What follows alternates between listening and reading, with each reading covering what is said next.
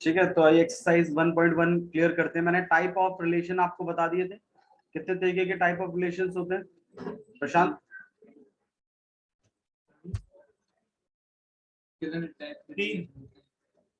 अरे वाह, क्या कमाल है यार। भैया हटा दे, बता तो दिए मैंने। अच्छा हाँ, कौन कौन से होते हैं प्रशांत? पहले हटा दो, तो बता कौन कौन से होते हैं, कोई बात तो रहता ना। बताओ कौन कौन से होते हैं प्रशांत? ये तो पहले बता कौन सी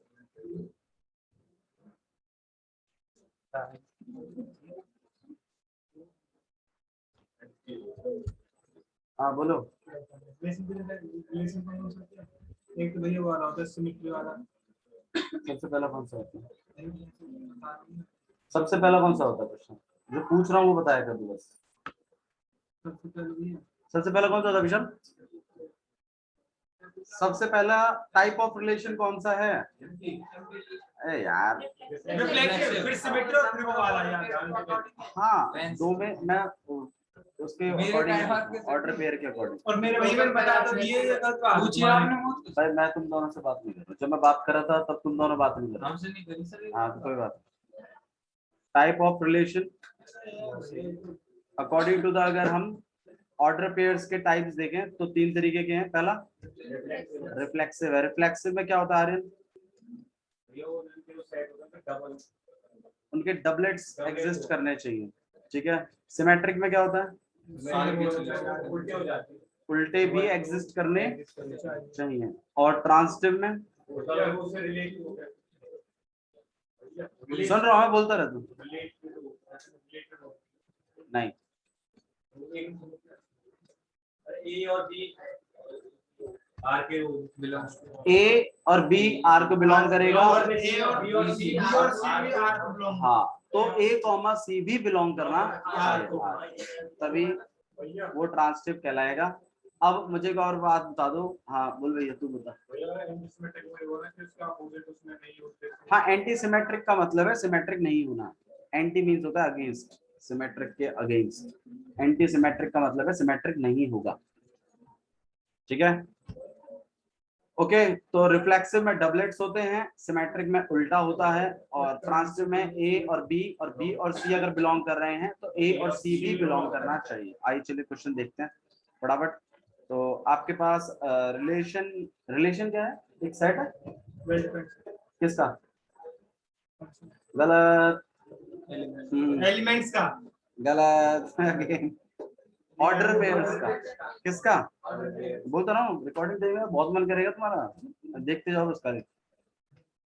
ठीक है, तो रिलेशन आपके पास एक सेट है किसका? ऑर्डर पेयर का। ठीक है, रिलेशन क्या है आपके पास? It is a set, it is a set of order pairs. भाई सेट बोल दिया तो वेल डिफाइंड अपने आप हो गया, वेल डिफाइंड बोलने की जरूरत नहीं है। It is a set of order pairs या स्पेशल ऑर्डर पेयर्स बोल दो। Special order pairs which follow a certain rule, which should follow a certain।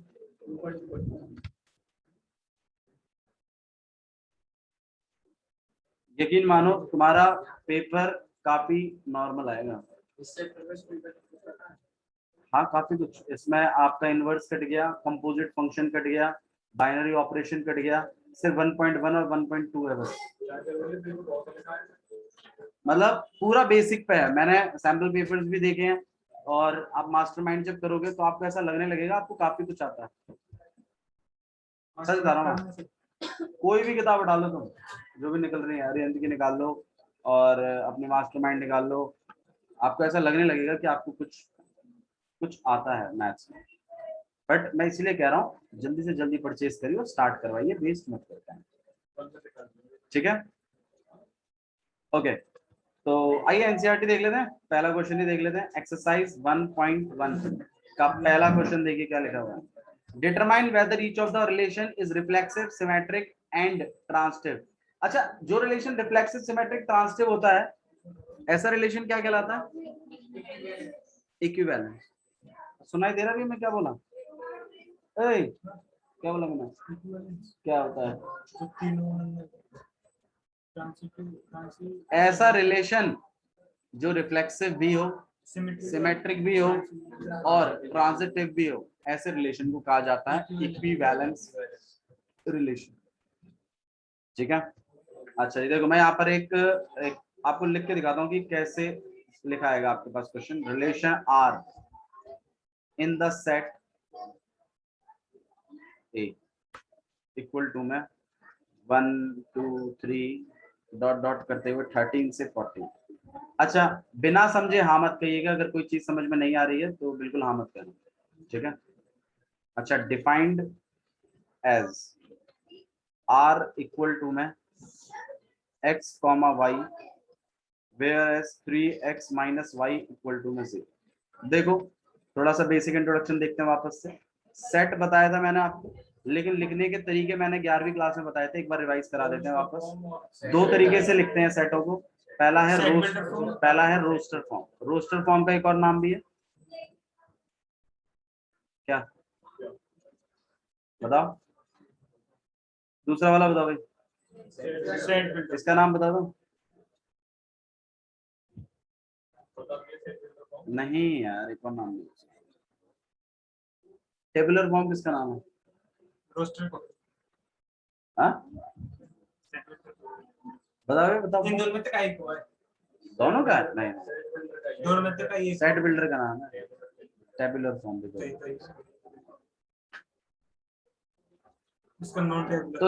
Roster form क्या होती है? आपका जो भी सेट होगा उसके एलिमेंट डायरेक्टली आपको दिखाई देंगे, ऐसा कुछ।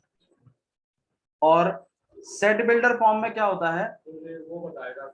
हम इसकी प्रॉपर्टी लिख देते हैं, हम एलिमेंट नहीं लिखते बल्कि हम उसकी क्या लिखवा देते हैं, प्रॉपर्टी। जैसे मान लो मैं ए सेट नहीं लिखूंगा, लेकिन हाँ आपको क्लियर इंडिकेशन आ जाएगी कि मैं बात तो ए सेट के बारे में ही कर रहा हूँ।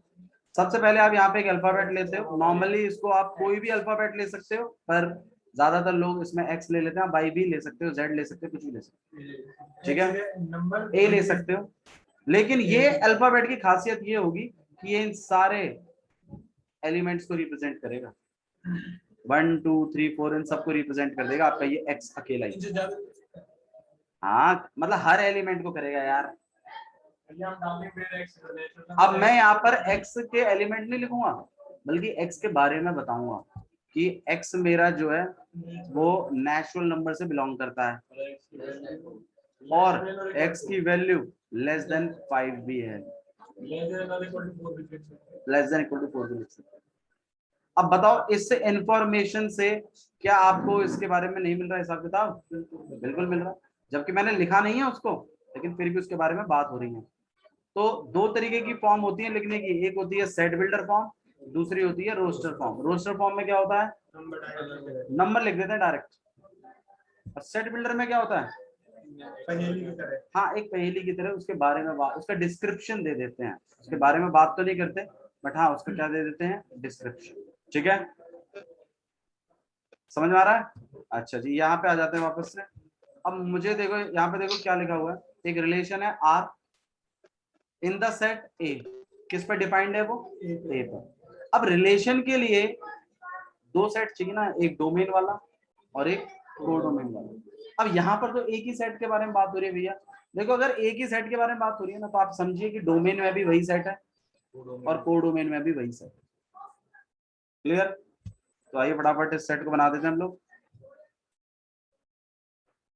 1 2 3 4 5 6 7 8 9 10 11 12 13 और 14। और एक बात ध्यान रखिएगा, अगर आपको मैथ्स में अच्छा कॉन्फिडेंस गेन करना है तो सारे चैप्टरों का बेसिक इंट्रोडक्शन आपके दिमाग में होना चाहिए। अगर नहीं है तो आप कॉन्फिडेंस गेन नहीं कर पाएंगे, जैसा तुम्हारे साथ फिजिक्स में हो रहा होगा। फिजिक्स में तुम्हें कॉन्फिडेंस इसलिए नहीं आ रहा है क्योंकि तुम किसी को पढ़ा नहीं सकते फिजिक्स, ये है प्रॉब्लम। लेकिन मैथ्स में आपको कॉन्फिडेंस आ सकता है अगर आप किसी को कोई चैप्टर पढ़ा दो।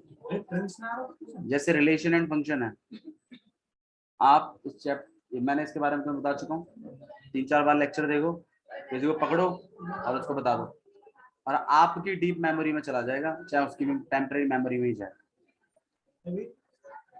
यार how it is relevant to this study. कौन सा प्रिंस?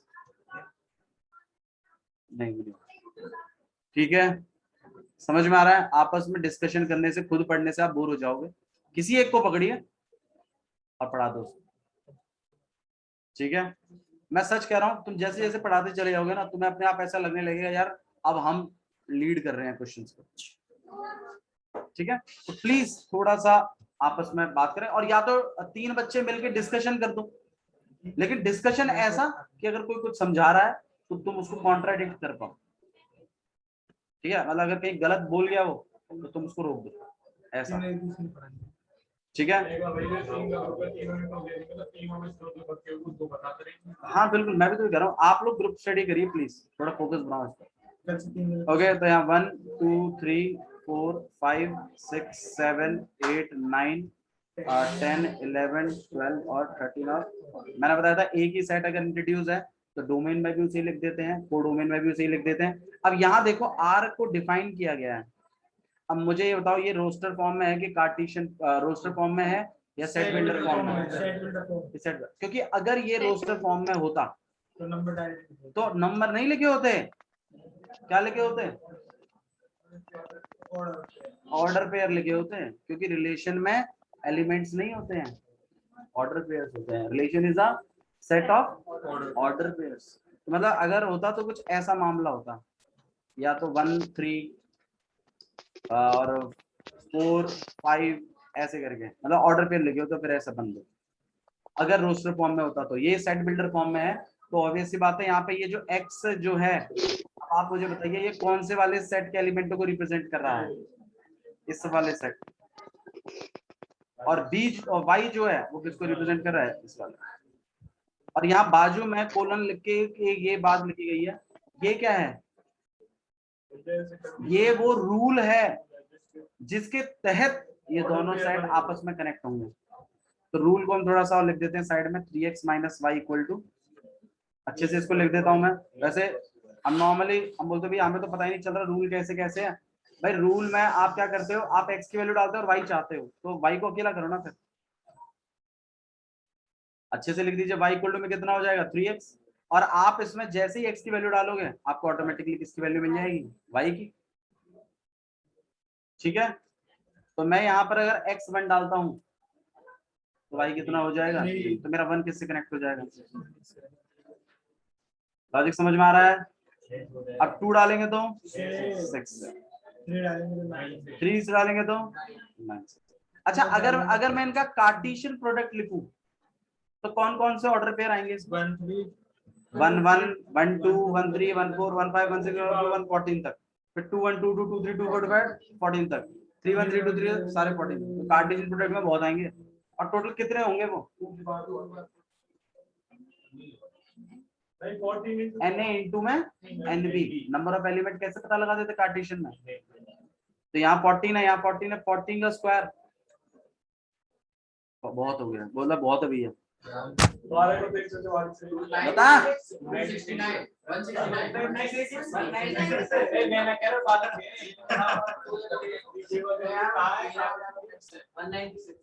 196 ऑर्डर पेयर्स होंगे अगर कार्टेशियन प्रोडक्ट बनाता हूँ तो। रिलेशन की बात करें, आइए वापस से, 4 किससे कनेक्ट होगा? 16 है ना, 16 अबे लिखा हुआ है बावड़े। और 5 3 15, अब 15 है नहीं। तो अब अगर मैं रिलेशन का सेट बना के देखूं ऑर्डर पेयर्स का, तो कौन कौन से ऑर्डर पेयर आएंगे? 1 3, हाँ 1 3 2 6 3 9 और 4 एक काम करना यार, मास्टरमाइंड का ना पीडीएफ भी देखना अगर अवेलेबल है तो, ठीक है। अगर है तो उसको ग्रुप पे सेंड कर देना, ठीक है। मैथ्स का जिस किसी के पास भी हो सेंड कर दीजिएगा, क्योंकि जैसे मतलब कुछ बच्चे अगर ऑनलाइन पढ़ रहे हैं तो वो उधर से भी देख लो। कभी कभी हर जगह बुक अवेलेबल नहीं है। ये क्लियर हो गया आपको? समझ में आ गया? अरे ठीक है, आप ऑनलाइन डाल दीजिए ना पीडीएफ, प्रॉब्लम है आपको। अच्छा, ये रिफ्लेक्सिव है जिज्ञासु, ये रिफ्लेक्सिव है रिलेशन? क्यों नहीं है? बिल्कुल है। कौन सा नहीं? वही तो पूछ रहा हूं। हाँ, तो कौन कौन से होने चाहिए थे रिफ्लेक्सिव के लिए? 3-1 होना चाहिए था, 6-2 होना चाहिए था।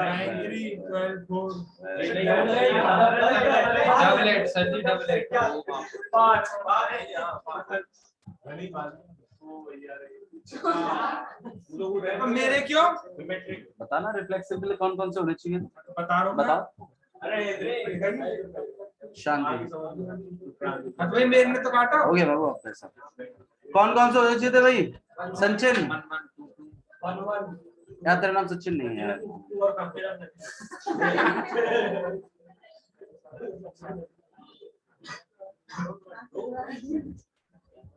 अब ये सचिन, हाँ 1-1, 2-2, 3-3, 4-4, 5-5 अब to 14 तक भी होने चाहिए थे। हाँ, ये वाली चीज। जरूर से बोल।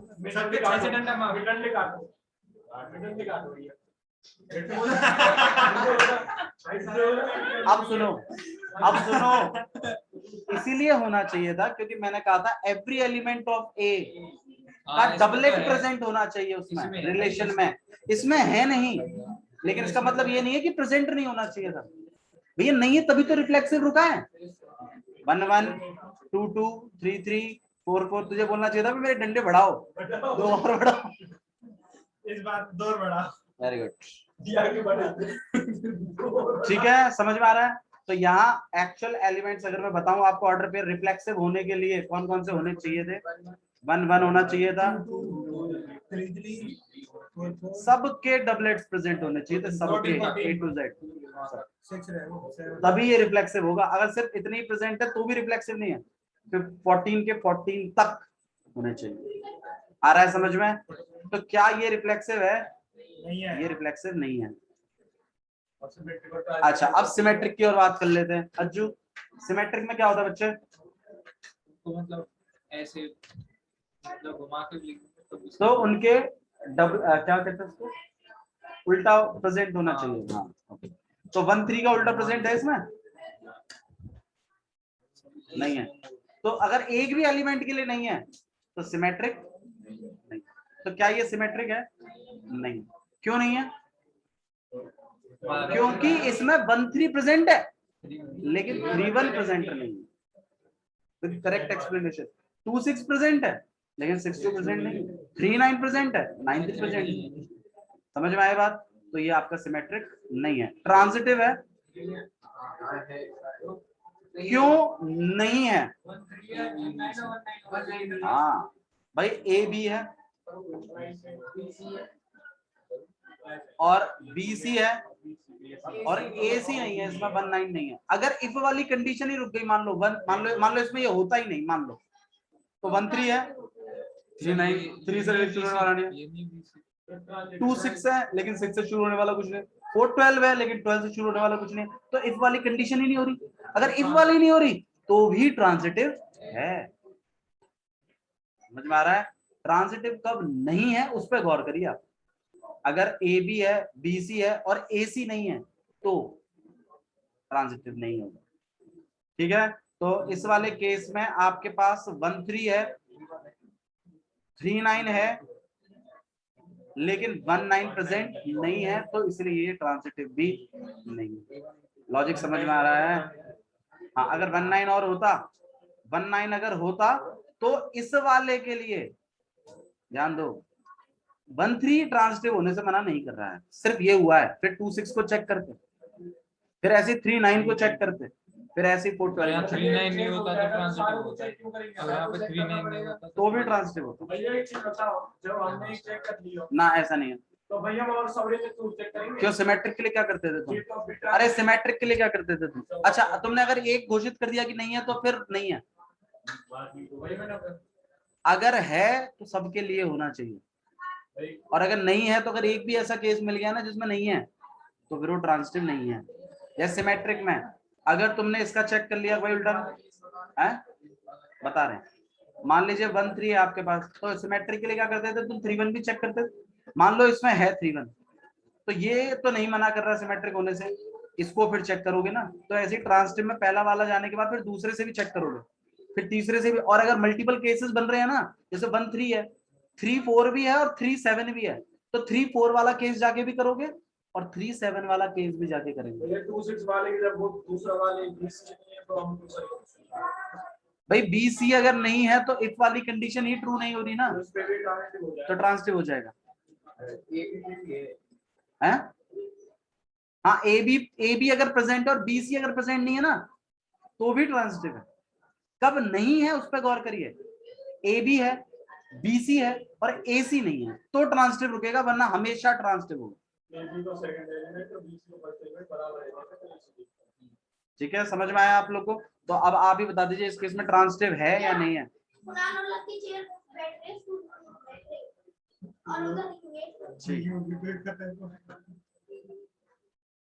ठीक है, 1-3 है, 3-9 है और 1-9 नहीं है, तो इसका मतलब क्या है, ये ट्रांजिटिव नहीं है।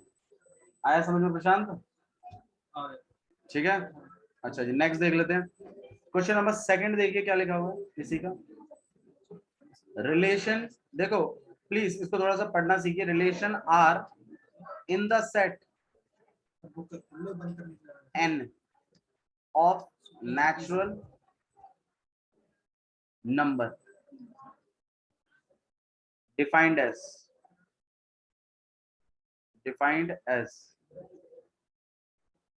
x comma y colon y equal to में x plus 5 and x का वैल्यू लेस देन, कौन सी फॉर्म है ये सेट बिल्डर फॉर्म है, तो मतलब मीनिंग समझना पड़ेगा। x और y तो किसको फॉलो कर रहे हैं, ऑर्डर पेयर्स को।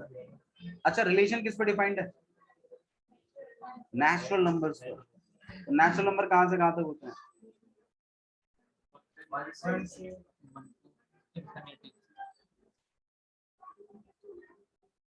और यहाँ पर भी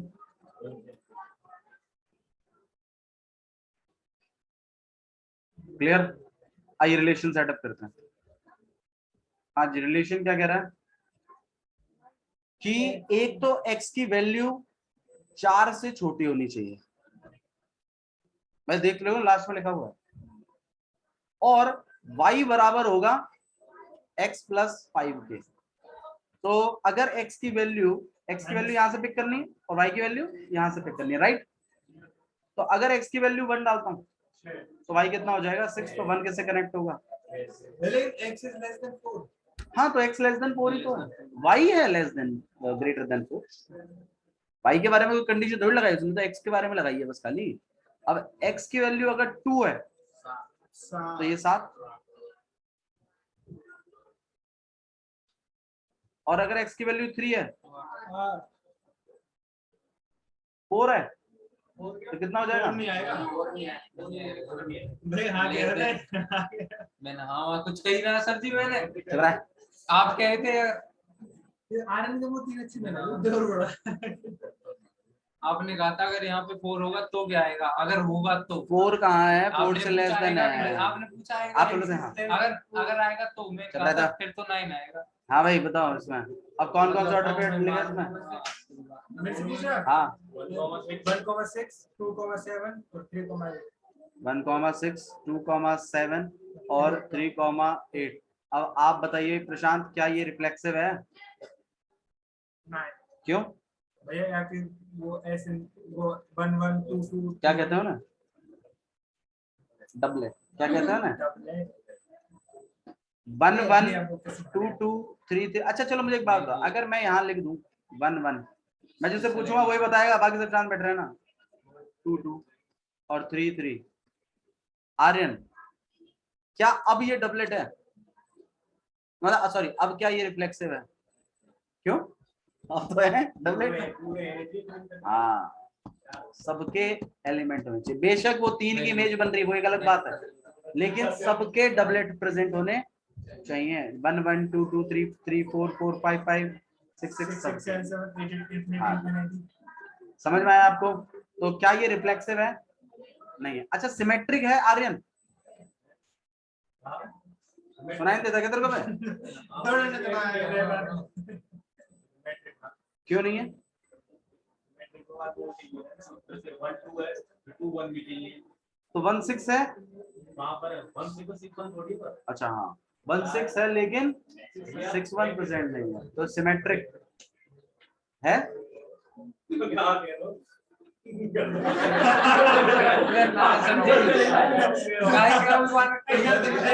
तुम बताओ। ना सिमेट्रिक नहीं है, 1 6 है, 1 6 है लेकिन 6 1 नहीं है, 2 7 है, 7 2 नहीं है, और 3 8 है, 8 3 नहीं है। ठीक है, अच्छा अज्जू अभी तो पूछी वो थे भैया अगला सवाल अज्जू के लिए तो अंशिका आप बताओ। चलो अंशिका का भी खाता खोलते हैं। ट्रांजिटिव है कैसे, ट्रांजिटिव कैसे, तो शांत हो जाए फिर बात नहीं होगी। जैसे 1 और 6 है लेकिन 6 से शुरू होने वाला ही नहीं नहीं है, कुछ, तो ट्रांजिटिव है। 2 7 है लेकिन 7 से शुरू होने वाला है, तो मतलब इस वाली कंडीशन ही ट्रू नहीं हो रही है, तो ये ट्रांजिटिव है। है नहीं भैया है लगाया जाए, भैया कहा ये बात है प्रस्तुत किया जाता है। ठीक है, तो मैं चाहूंगा आप क्वेश्चन नंबर 1 के जितने भी पार्ट है 5 तो इन सबको करके लेके आए। ठीक है। हाँ ठीक है, जिन्होंने कर लिया बहुत अच्छी बात है, हम इस एक्सरसाइज को खत्म करेंगे। ठीक है, आज के लिए इतना ही बहुत है, थैंक यू।